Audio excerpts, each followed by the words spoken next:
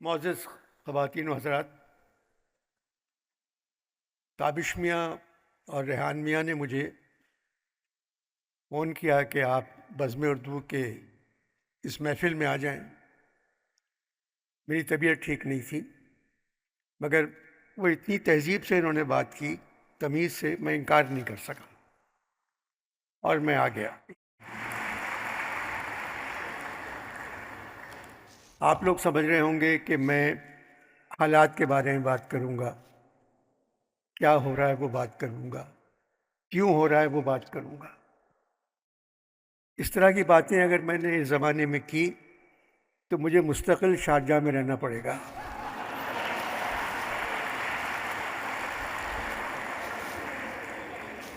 میں واپس جانا چاہتا ہوں، واپس اس لیے میری مجبوری ہے۔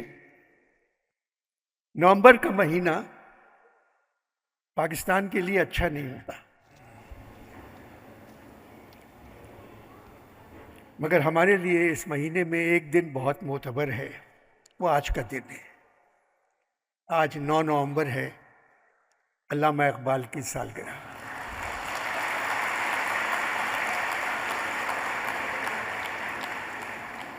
اپنی صدی کا سب سے بڑا شاعر، ایک درد مند انسان۔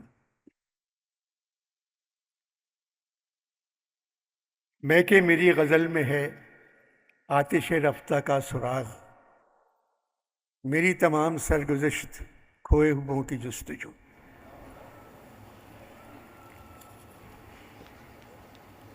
عشق درد مند کا طرز کلام اور ہے، یہ بھی مصرع اقبال کا ہے۔ درد مند آدمی تھے۔ علامہ سے میری خط و کتابت آج بھی ہے۔ کئی مرتبہ 23 مارچ کے دن وہ میرے گھر آ جاتے ہیں۔ میں نے خط میں لکھا تھا میں دوسری مرتبہ اقبال ڈے منانے دبئی جا رہا ہوں۔ ان کا جواب آیا، اقبال ڈے مت منایا کرو، نومبر اب ایکسٹینشن کا مہینہ ہے۔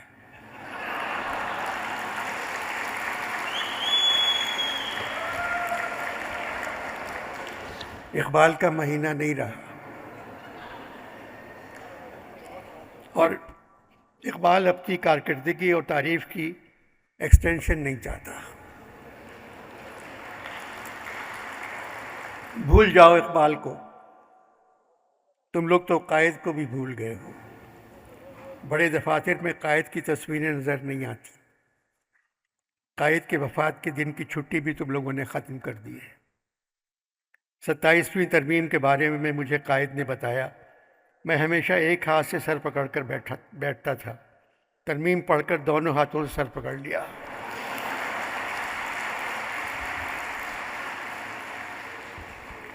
مجھے لگتا ہے 26ویں کے بعد 27ویں بھی منظور ہو جائے گی۔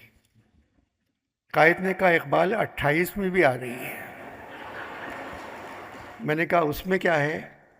تو قائد نے کہا مسلمان بہادر ہوتے ہیں، پاکستان مسلمانوں کا ملک ہے اور صرف بہادروں کو رہنے کی اجازت ہے اس میں۔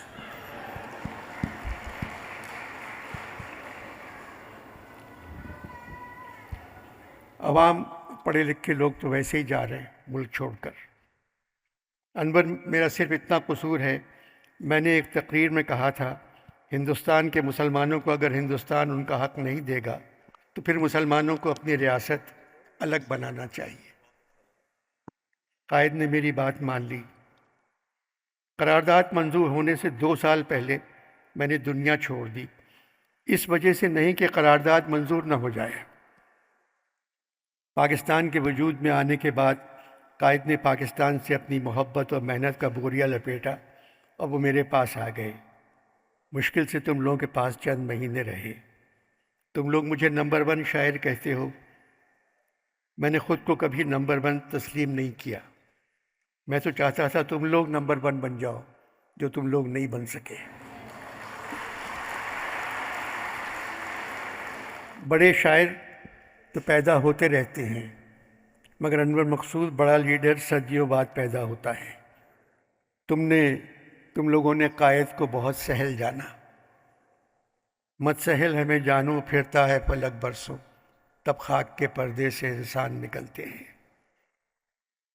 تمہارے یہاں ہر سیاسی جماعت کے لیڈر کہہ رہے ہیں ہم پاکستان کو قائد اور اقبال کا پاکستان بنائیں گے۔ میں ان سے پوچھتا ہوں 78 برسوں سے جس پاکستان میں رہ رہے ہو وہ کس کا پاکستان تھا؟ سیاستدانوں کو اپنی زبان سے میرا اور قید کا نام نہیں لینا چاہیے۔ بھلا دو ہم دونوں کو اور بناؤ نیا پاکستان۔ انور مقصود، میں قسم کھاتا ہوں پاکستان میرا خواب نہیں تھا۔ میں جانتا تھا خواب کبھی پورے نہیں ہوتے۔ پاکستان میری آرزو تھا جسے اللہ نے اور قائد نے پورا کیا۔ لیلا مجنو، ہیر رانجھا، سونی مہیوال، شیریں فرہاد، سسی پنو، عشق کی ساری داستانیں پڑھ چکا ہوں۔ میں اگر کسی عشق کی داستان لکھتا تو اس کا نام ہوتا جناح پاکستان۔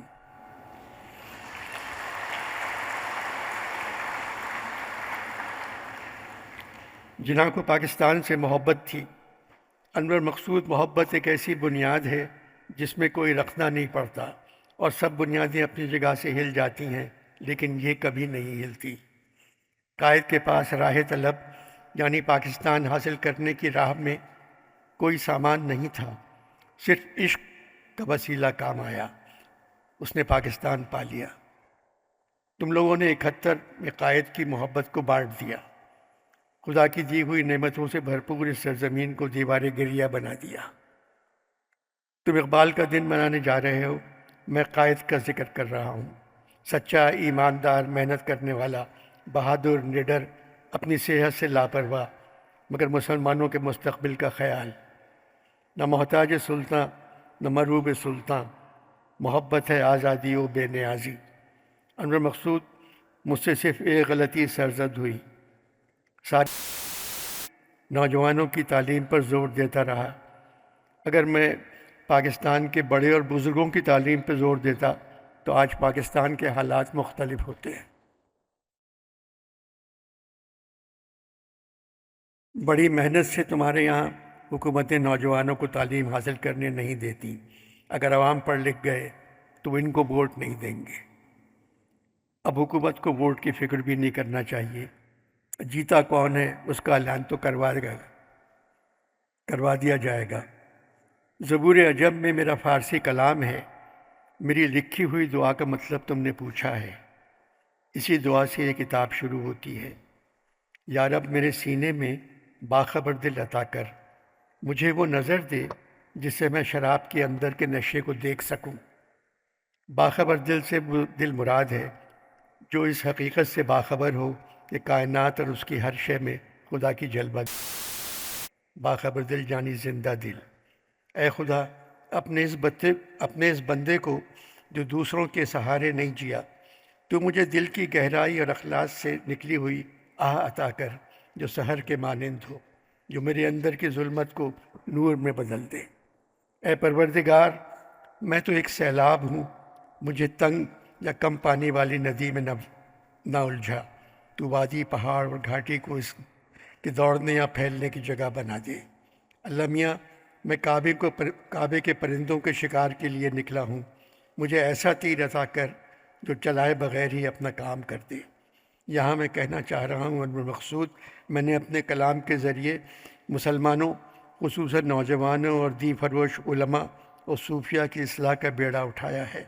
یہ کام مشکل اور محنت طلب ہے، اے خدا اس کام کو آسان کر دے۔ تو نے پوچھا ہے وقت کیسے گزرتا ہے؟ انور مقصود، میرے دل ہے کہ کسی لمحے تو وہ اپنے درد و غم میں اطمینان اور لذت پاتا ہے، کسی لمحے پہاڑوں سے آنے والی ندی کی طرح شور مچانے لگتا ہے۔ یہاں بھی دعا مانگتا ہوں، اے میرے آقا، ان مسلمان نوجوانوں کی آبرو کی حفاظت کر جو دوسروں کی نہر سے اپنا پیالہ نہیں بھرتے، جو صرف تیرے دروازے کے سائل ہیں۔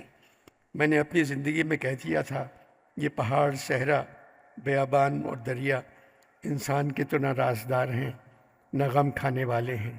بھری دنیا میں تنہا ہوں کیونکہ میری درد بھری حالت کو نہ پہاڑ جانتا ہے، نہ صحرا، نہ دریا، یہ سب درد سے خالی ہیں۔ انور مقصود، جو داغ میرے سینے میں جلتا رہا وہ داغ لالا کے پھولوں کے چمن میں کم جلے ہوں گے۔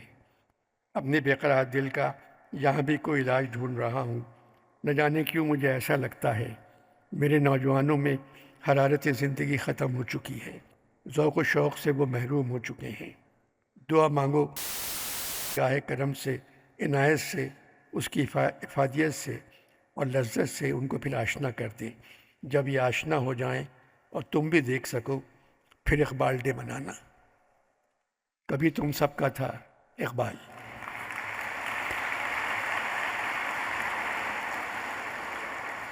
نیچے لکھا ہے نوٹ: انور مقصود، ایک دن قائد نے مجھ سے کہا مسلمانوں کے لیے ایک ملک مجھ پہ قرض تھا جو میں نے چکا دیا۔ میں نے کہا قائد، اب جو قرض مسلمانوں پہ پاکستان پر ہے وہ کون چکائے گا؟ کہنے لگے پاکستان میں ایک چیز تو بڑھ رہی ہے، قرضہ ہی صحیح، باقی تو ختم ہو رہی ہیں۔ میں نے پھر بتایا پاکستان میں پیٹرول نکل رہا ہے۔ قائد نے کہا بڑی گاڑیوں سے نکال رہے ہوں گے۔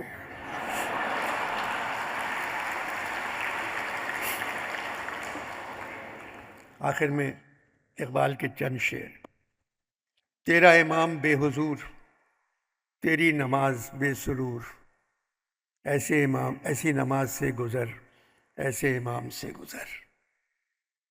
تیری بندہ پروری سے میرے دن گزر رہے ہیں، نہ گلہ ہے دوستوں کا، نہ شکایت زمانہ۔ ممکن ہے کہ تو جس کو سمجھتا ہو بہاراں، اوروں کی نگاہوں میں وہ موسم و خزاں کا۔ سودا پہلے لکھ چکے تھے: جب چشم کھلی گل کی تو موسم ہے خزاں کا۔ سیالکوٹ کے چودھری ممتاز الدین ہیں جن کا تعلق ایک فٹ بال والے بنانے ادارے سے ہے۔ ورلڈ کپ کے لیے فٹ بال بھیجنے کی تقریب میں تقریر کرتے ہوئے کہنے لگے سیالکوٹ میں اقبال پیدا ہوا، سیالکوٹ میں فیض پیدا ہوا اور سیالکوٹ میں ہمارا فٹ بال پیدا ہوا۔ ساری دنیا ہمارے فٹ بال کو جانتی ہے، ان دونوں کو صرف پاکستان جانتا ہے۔ اس کا مطلب ہے ہمارا فٹ بال ان دونوں سے زیادہ مشہور ہے۔ لوگ 5 منٹ تک تالیاں بجاتے رہے۔ آپ لوگ خوش رہیے۔ مجھے بہت اچھا لگتا ہے جب دبئی میں اردو سے محبت کرنے والے اتنے زیادہ نظر۔ بزم اردو کا شکریہ۔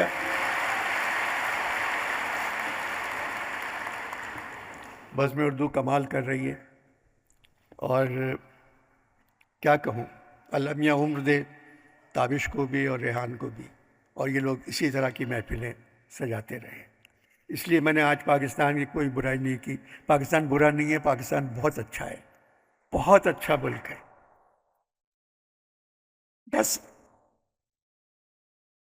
بس پاکستان میں رہنے والوں کی قسمت خراب ہے۔ بہت بہت شکریہ۔